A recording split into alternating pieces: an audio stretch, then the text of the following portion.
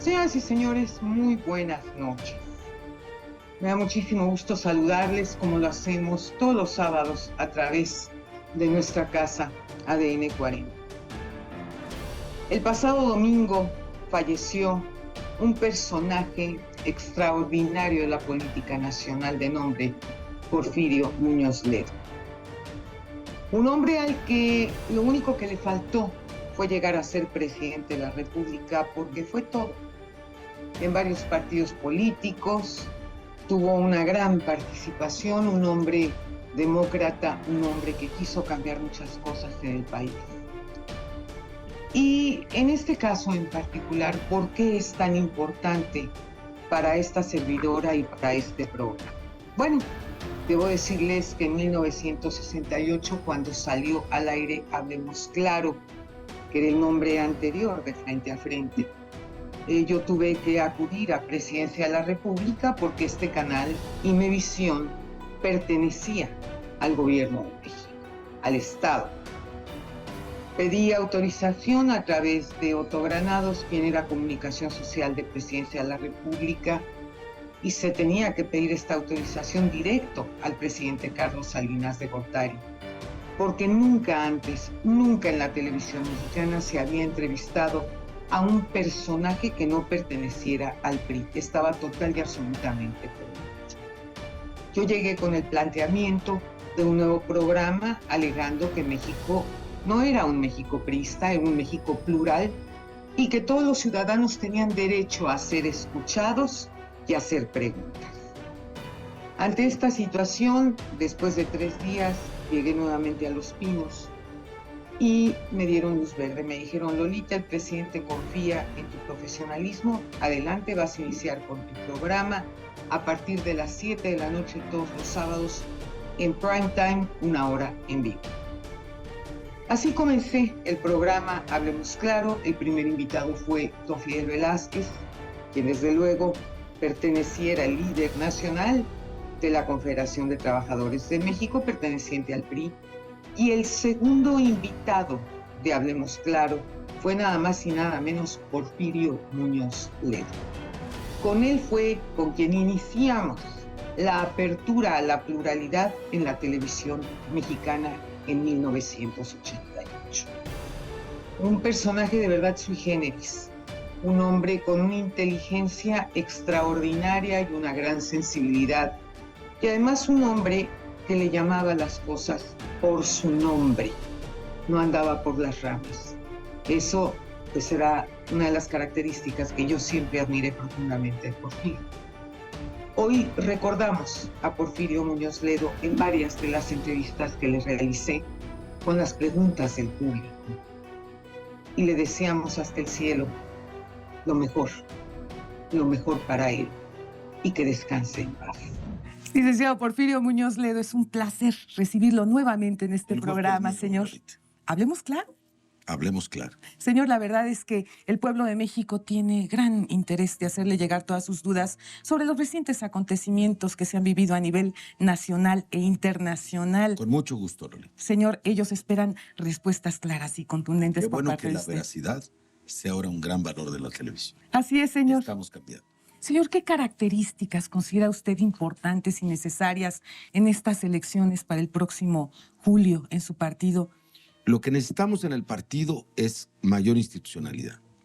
El partido se forjó en situaciones muy difíciles. Así es. Después de la campaña electoral del 88 estuvimos a punto de desaparecer, pero nos consolidamos como partido. Fuimos atacados, acosados, combatidos, mataron a mucha gente y sin embargo logramos lo que parecía imposible, ser un partido.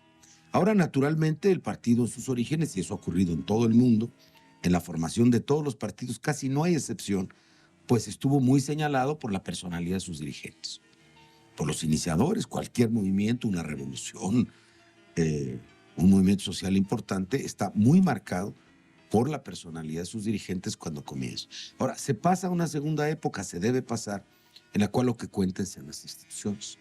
Entonces, el tránsito que vamos a vivir debe ser un cambio hacia una vida más orgánica, más institucional, es decir, que el partido pueda prescindir de nosotros.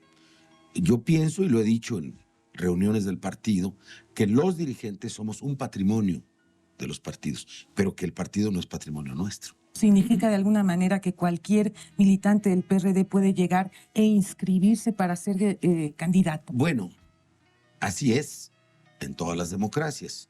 Lo que ocurre es que es lógico que no se inscriben quienes no tienen ninguna posibilidad, Claro. porque no llegarían a cumplir los requisitos mínimos. Ahora, al final es lógico que queden 3, 4 candidaturas. Hay una especie de selección natural, hay alianzas. Existe en este momento la tendencia a que hagamos una alianza global, es decir, que todos se pongan de acuerdo. Eso es muy difícil. ¿Cómo evitar que se dé esta ruptura Créeme y que créeme se que provoquen todavía mayores en problemas? México esto es todavía un problema difícil. Nosotros postulamos el cambio democrático en México. Entonces tenemos que correr los riesgos de la democracia en una sociedad que no ha sido preparada en años recientes para ello, en donde la cultura antidemocrática y autoritaria se permea. Un partido no vive en una casa de cristal, Claro. no es un compartimento estanco. Entonces, mucho de la cultura democrática ambiente, es decir, antidemocrática, se permea. Estoy segura de que muchos de los precandidatos van a pensar o van a sentir, es que yo era el bueno, yo creo que yo hubiera hecho mejor papel que el otro. Y vienen las frustraciones Bueno, pues eso es en toda personales, ¿no? contienda democrática. Dicen los anglosajones que la regla de oro de la democracia es el fair play. Claro. Es el saber ganar y el saber perder. Realmente es un desgaste terrible estar al frente de un partido. Es una de las tareas más difíciles que hay. De las más difíciles.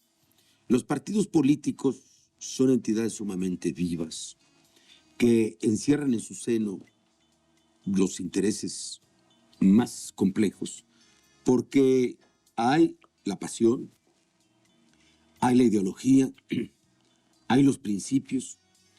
La vida de un partido es totalmente absorbente, a veces es inesperada, no es como la administración donde existen relaciones jerárquicas claramente establecidas, ni siquiera como una empresa Claro.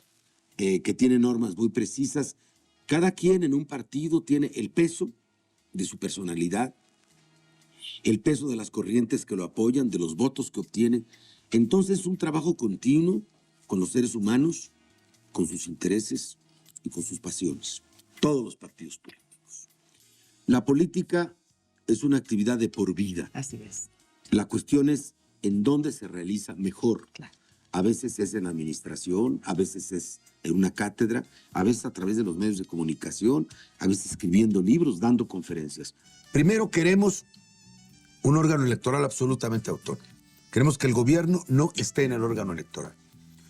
Prácticamente en ningún país del mundo los gobiernos manejan las elecciones. En México siempre las ha manejado, a su favor, obviamente. En segundo término, queremos que haya un padrón confiable. Ahora, para que realmente nunca se vuelva a falsificar el padrón, la única solución es que haya una credencial que dé el Registro Nacional Ciudadano.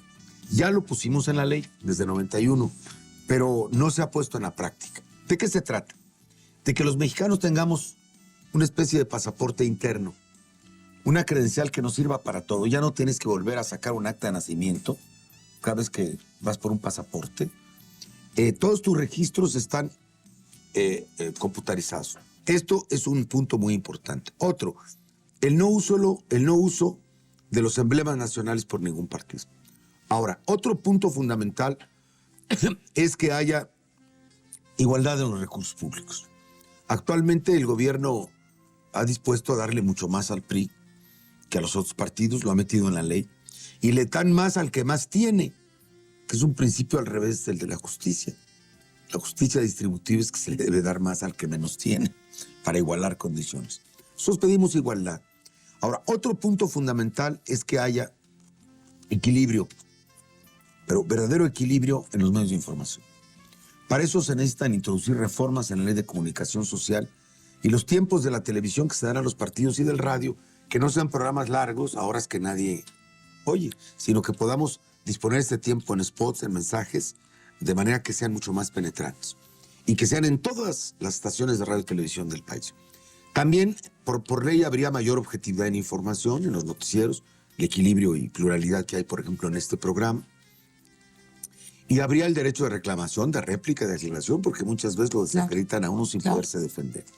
Ahora, un tema esencial son los topes de campaña.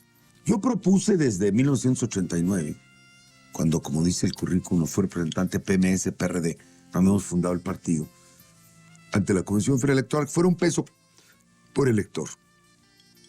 Acordándome una frase de Jerry Brown, que fue gobernador de California y precandidato presidencial en aquel país, que decía $1, one citizen.